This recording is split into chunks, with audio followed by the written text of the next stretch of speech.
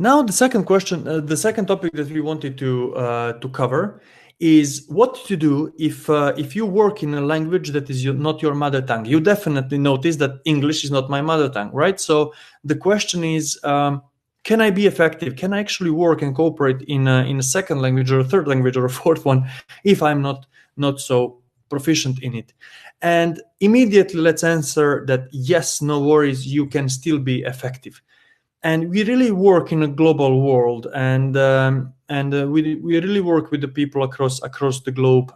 Everyone speaks foreign languages. Not everyone is on the same proficiency level, and we need to orient ourselves into such environment. We cannot learn new language overnight. It is a process. It takes time, and you're getting better over time, right? So don't worry. But the question is actually another one. The question is, can you be effective even while you're learning? So the true question is, what techniques we should use to reach that goal? So the answer is yes, you can be effective, but we need some specific techniques that will help us to reach that goal. And I will share some of those tricks with you. You can. So let's imagine we organized meeting as we planned. We are sharing a screen. We have video conferences, and now there are certain sentences that actually you can use.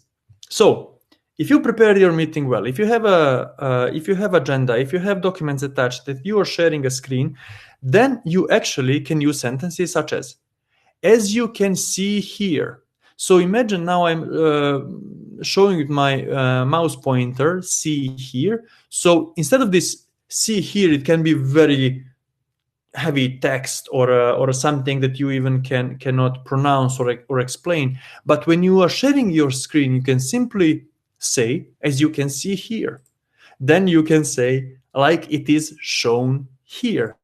Then if you attach the documents to invitation, you can say, if you open document with the name, and then you read actually the name of a document, you can see in the second paragraph. So you do not need to repeat what is written in the second paragraph, but you can also say, as you can see in the second paragraph.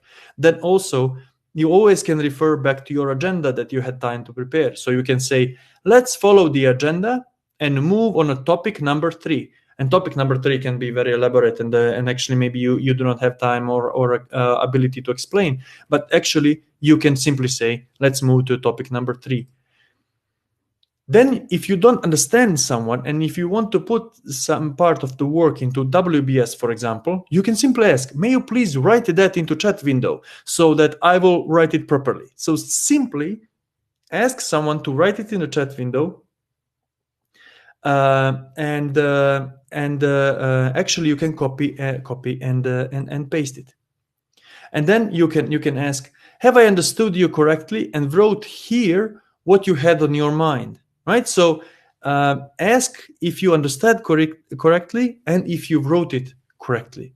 So all of these sentences are examples what you can use when you are sharing a screen, and you do not need to say everything. You can show a lot of things. So please feel free to actually use similar sentences as those.